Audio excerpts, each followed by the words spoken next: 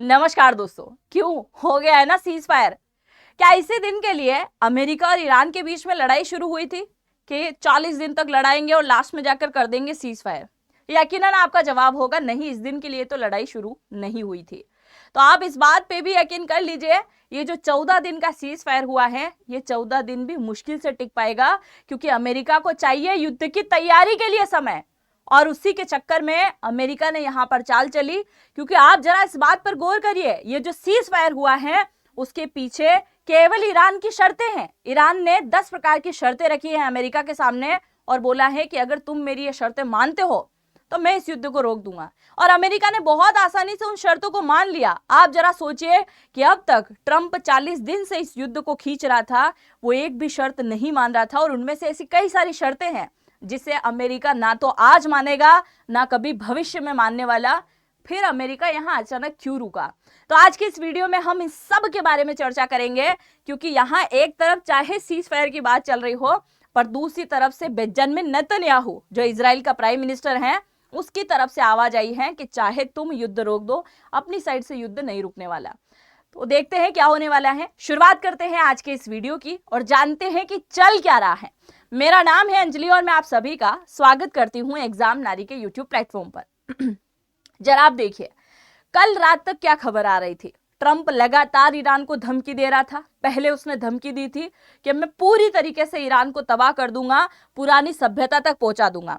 दूसरी तरफ ईरान की तरफ से स्टेटमेंट आता है कि हम अब अमेरिका से मुंह मोड़ने वाले हैं, कभी इसको जवाब नहीं देंगे, कभी मुड़ के भी नहीं देखेंगे अमेरिका की तरफ। और अचानक सुबह होते होते ये खबर आ जाती है कि सीज फायर हो गया है, वो भी 14 दिन के लिए। बहुत सारे लोगों को अपनी आंखों पे यकीन नहीं हुआ होगा, मुझे भी नहीं हुआ। जब मैंने सुबह न्यूज़पेपर उठाया कि भाई साहब हो गया है सीज फायर, तो बहुत अजीब फील हुआ था कि ये क्या हो सकता है बे। अब देखिए, ये जो सीज फायर हुआ है इसको करवाया किसने है? इसको करवाया है हमारे ही पड़ोसी देश चाइना और पाकिस्तान ने। आज पाकिस्तान वाले तो बोल रहे होंगे भाई साहब अपुनी भगवान है, अपने अलावा कोई नहीं है, क्योंकि अमेरिका तक अपनी बात मानता है। आज पाकिस्तान का रुतबा अलग ही बढ़ गया होगा कहीं ना कहीं।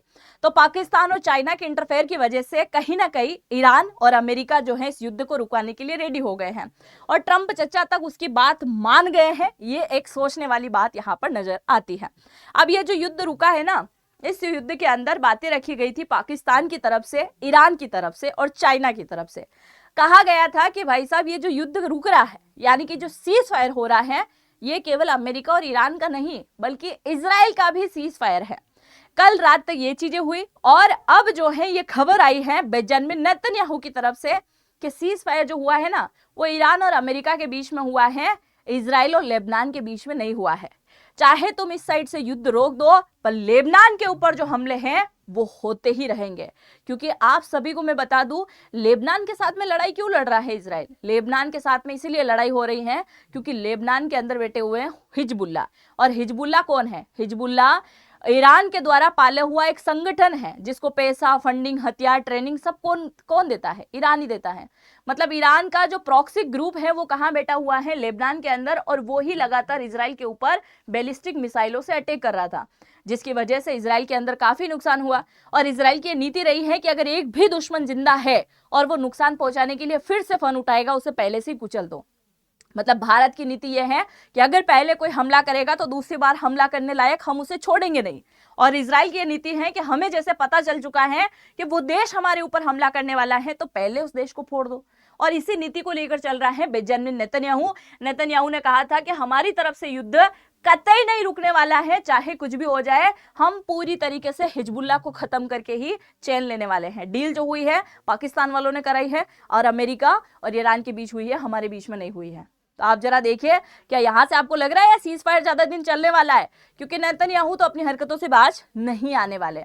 अब दूसरा, मैं आपको यहां पर कुछ पॉइंट बताने वाली हूं जिसकी वजह से बहुत सारे लोगों को लग रहा है कि ट्रंप झुक गया है, बल्कि हकीकत कुछ अलग है।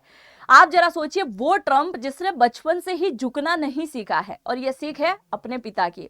पिताजी ने बोला था ना, कभी मत झुको किसी के सामने, ये कभी नहीं झुका। यहाँ तक कि कई सारी ऐसी कंपनी बनाई जिसमें सरकार से इन्वेस्ट तक करवा दिया और वो कंपनी डूब गई, सरकार ने कुछ बोला भी है तो उनके सामने तक नहीं झुके। और आज भी राष्ट्रपति बनने के बाद भी इनके कैबिनेट में जितने भी मंत्री हैं, अगर वो कुछ बोल भी दे तो ये नहीं सुनेगा, ये किसी की नहीं सुनता है। तो ये ईरान की सुनेगा? ये सोचने वाली बात है। अब आप जरा देखिए, 14 दिन के लिए सीज फायर, किस हिसाब से 14 दिन का सीज फायर है? जबकि ईरान ने तो 10 दिन का 10 प्लान भेजे हैं, जिसमें एक प्लान में लिखा हुआ है कि सीज फायर के लिए केवल 14 दिन का नहीं बल्कि लाइफ टाइम के लिए होना चाहिए। अमेरिका कभी भी ईरान के ऊपर हमला ना करे। मैं आगे आपको 10 पॉइंट भी बताने वाली हूं और उन 10 पॉइंट पर आप गौर कीजिएगा, क्या वाकई में ये बात मानने लायक है या नहीं। ट्रंप ने पहला इस वजह से युद्ध रोका क्योंकि आपको मैं बता दूं कि ट्रंप ने पहले क्या बोला था, 48 घंटे का टाइम दिया था किसको? ईरान को। क्या बोला था? हॉर्मुज स्ट्रेट को खोल देना, नहीं तो भयानक हमला करूंगा। उसके बाद 5 दिन का समय दिया, उसके बाद 10 दिन का समय दिया, और अब 14 दिन के लिए जो सीज फायर हुआ है उसके पीछे की वजह है अमेरिकी सेना जो है एक बहुत बड़े युद्ध की कहीं ना कहीं प्लानिंग कर रहे हैं।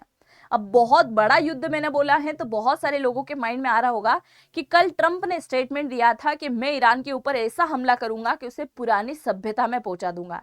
यकीनन बहुत सारे लोगों के माइंड में आया होगा कि अब तो ईरान के ऊपर परमाणु हमला होकर रहेगा। आया था ना माइंड में?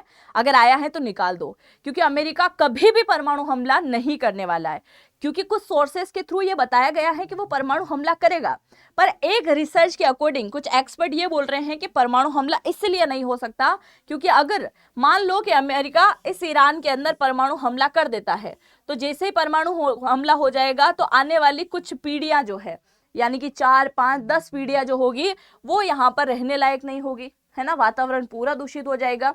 ईरान के ऊपर अमेरिका हमला क्यों कर रहा है? क्योंकि ईरान के अंदर बहुत ही कीमती वस्तु है और वो है ऑयल। अगर हमला हुआ तो ऑयल पूरी तरीके से नष्ट हो जाएगा और ऐसा कभी भी अमेरिका नहीं चाहेगा, इसलिए वो परमाणु हमला नहीं करेगा। बाकी कुछ एक्सपर्ट का बोलना है कि जब ईरान नहीं मानेगा, जापान की तरह ही बर्ताव करेगा, तो उसको परमाणु बम फोड़ के ही शांत किया जा सकता है। क्योंकि आप जरा इस बात पे भी गौर कीजिए कि वो ईरान जो कि परमाणु उसके पास मौजूद नहीं है, केवल मिसाइलें मौजूद हैं और मिसाइलों के दम पर वो अमेरिका तक को ललकारने की हिम्मत रखता है। अगर उसके पास में परमाणु आ जाए तो सोचिए वो क्या से क्या नहीं कर सकता। सोचने वाली बात है कि नहीं? आप जरूर से गौर कीजिएगा इस बात पर। दूसरा, अगर हम अमेरिका की बात करें तो अमेरिका यहाँ पर इस बात का भी पता लगाने की कोशिश कर रहा है क्या वाकई में आयतुल्ला खामनेई जिंदा है। अब मैं ये क्या बोल रही हूँ, बहुत सारे लोगों को विश्वास नहीं होगा। आप देखिए, 28 फरवरी के दिन आयतुल्ला खामनेई की मृत्यु की खबर आ जाती है, हमला शुरू होता है उसी पे। 28 फरवरी को खबर आ जाती है और आज जो हम मान के चलें तो इस युद्ध को हो गए हैं 40 दिन, यानी कि खामनेई की मृत्यु के हो गए हैं आज 40 दिन। और 40वें दिन जो है इनका एक मातम मनाया जाता है, धार्मिक उत्सव होता है, लोग जश्न भी करते हैं, खाना वाना चलता है। जैसे हिंदुओं में होता है ना कि 12 दिन का जो है त्योहार होता है, ठीक उसी प्रकार से मतलब 12वें दिन जो त्योहार होता है ठीक उसी प्रकार से मुस्लिम में होता है 40 दिन का। तो अब यहाँ पर अमेरिका और दूसरे लोगों को ये बात जरूर खल रही होगी कि जब आयतुल्ला खामनेई की मृत्यु हो गई तो मृत्यु होने के बाद में इसका जनाजा क्यों नहीं निकाला गया पूरे ईरान के अंदर। मतलब लोग रोना धोना करते, मातम मनाते, कुछ तो करते, कब्र बनाई जाती, ऐसा कहाँ किया गया? कहीं से कहीं तक आपको सुनने में मिला कि ईरान के अंदर इसकी कब्र बन गई है? अभी तक नहीं सुनने में मिला। अगर बॉडी को घर में रख भी रखा होगा तो कितने दिन तक आप रख सकते हो? मान के चलो इस बात को। अब कुछ एक्सपर्ट के अकॉर्डिंग ये तक निकल के आया है कि जिस समय जो मीटिंग हो रही थी उस मीटिंग के ऊपर जो मिसाइल गिराई गई थी जिसमें कई सारे लोगों की मौत हुई थी ईरान के अंदर, और वहीं से खबर निकल के आई थी कि आयतुल्ला खामनेई भी मारा गया है। तो ये भी खबर आ रही है कि उस मीटिंग के अंदर आयतुल्ला खामनेई मौजूद ही नहीं था, बल्कि वो जमीन के अंदर बंकरों में बैठा हुआ था। और ये भी हम मान सकते हैं कि आज जो IRGC को कहीं ना कहीं इंस्ट्रक्शन देने का काम चल रहा है वो आयतुल्ला खामनेई अभी भी बंकर के अंदर बैठे हुए कर सकता है। तो हो सकता है अमेरिका इसी वजह से इसी बात को रोकने के लिए रुका हो। चलो मान लेते हैं मृत्यु हुई ना हुई इसका पता तो लगाया ही जाएगा। दूसरा, अगर हम इसकी बात करें मुज्तबा की, ये नया सुप्रीम लीडर बना है, इसी का बेटा है। मुज्तबा खामनेई भी अभी तक सार्वजनिक तरीके से सामने निकल के नहीं आया है। इसके कुछ फोटो वीडियोस वायरल हुए हैं जिसमें हाथ पैर पर चोट लगी हुई है, क्योंकि मिसाइल हमला हुआ था उसके आसपास ही मतलब गिरी थी तो चोट लग गया, उसकी वजह से अभी तक वीडियो आ रहे हैं पर वो दिखाई नहीं दिया है। आप सभी को याद होगा आज से 5-6 दिन पहले की वीडियो में मैंने बताया था कि ईरान के जो राष्ट्रपति जी हैं वो मिलना चाह रहे थे नए सुप्रीम लीडर से। IRGC ने रोक दिया था, नहीं मिलने दिया, प्रोटोकॉल की वजह से या कोई और रीजन। देश के राष्ट्रपति को नहीं मिलने दे रहे हो आप, ऐसा कौन सा प्रोटोकॉल है? ठीक है, वो बात भी हम मान लेते हैं। तो ये कहीं ना कहीं वीडियो कॉन्फ्रेंस करके तो जानकारी दे सकता है ना, पर अभी तक दोनों ही बाप बेटे सामने नजर नहीं आ रहे हैं। या तो दोनों की मृत्यु हो चुकी है या फिर दोनों जिंदा हैं, बंकरों के अंदर से ही आदेश दे रहे हैं, जिसकी वजह से पूरा IRGC चल रहा है। तो अब इसी की तैयारी में कहीं ना कहीं अमेरिका लगा हुआ है।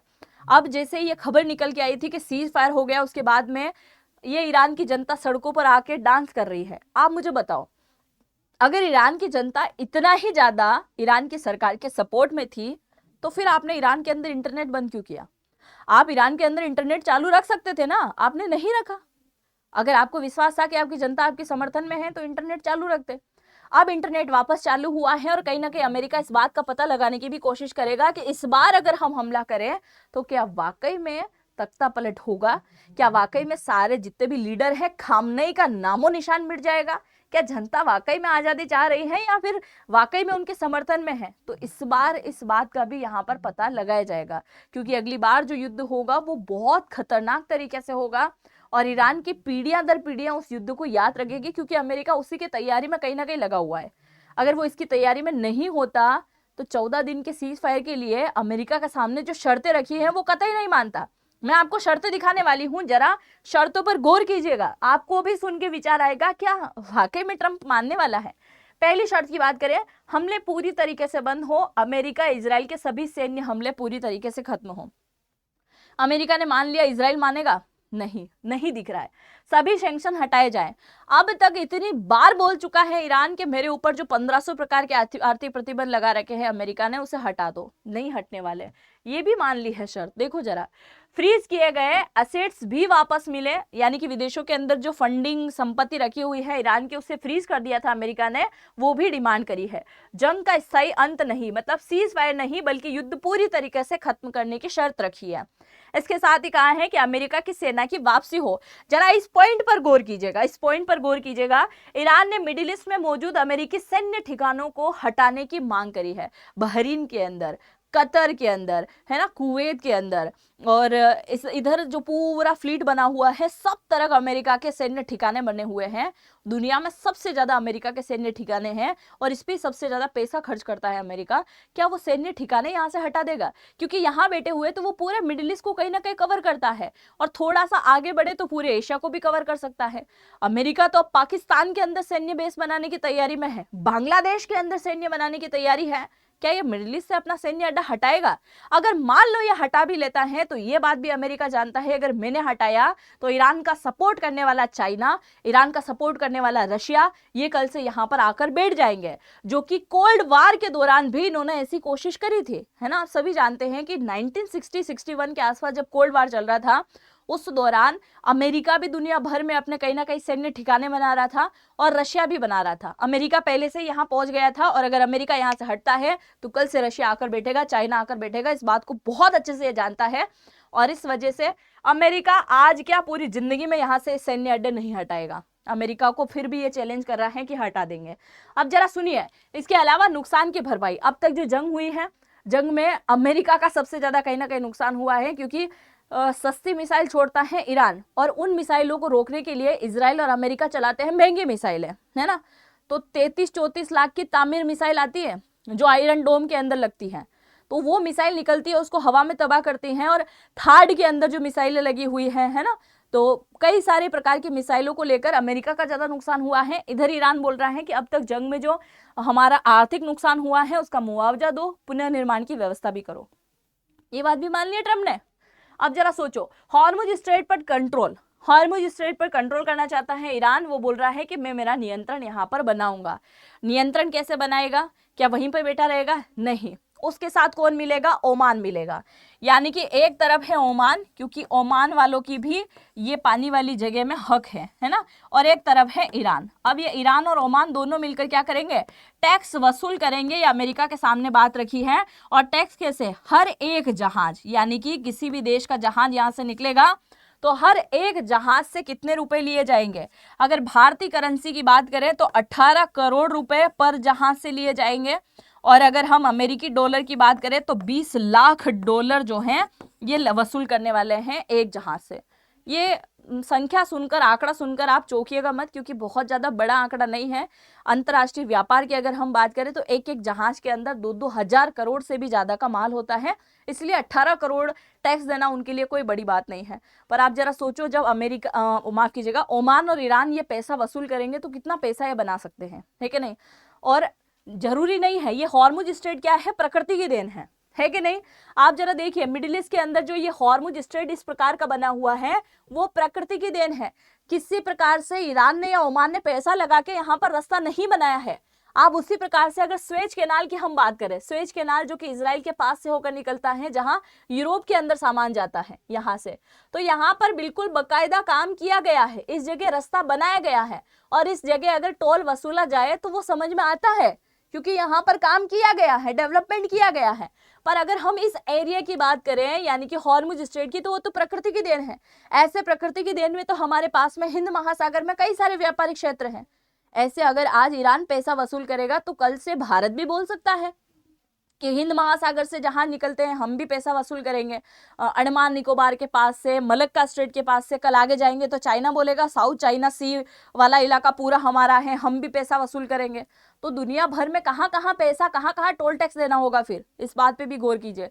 क्या इस बात को भी ट्रम्प मानेगा? कतई मानने वाला नहीं है। बस ये युद्ध रोकना एक नए प्रकार की चाल है। आगे देखिए क्या कहा गया है, जहाजों को हॉर्मुज से गुजरने की अनुमति होगी, इस प्रकार की बात। ईरान ने प्रस्ताव रखा है कि हर जहाज से करीब $20 लाख लेंगे, और लेबनान में हिजबुल्लाह पर हमले सीमित किए जाएंगे, और तनाव को पूरी तरीके से खत्म करने की मांग यहाँ पर की गई है। आप मुझे अपनी राय को कमेंट सेक्शन में लिखिए, क्या ये ट्रंप इतनी आसानी से ईरान की बात को मान लेगा? आपको लग रहा है क्या ये युद्ध रुक जाएगा, या फिर एक बहुत भयानक युद्ध की तैयारी चल रही है? क्योंकि कल कुछ एक्सपर्ट की बातों में ये कहा गया था कि अमेरिका जो है अब 10,000 kg तक के बम गिराने की तैयारी कर रहा है ईरान के ऊपर।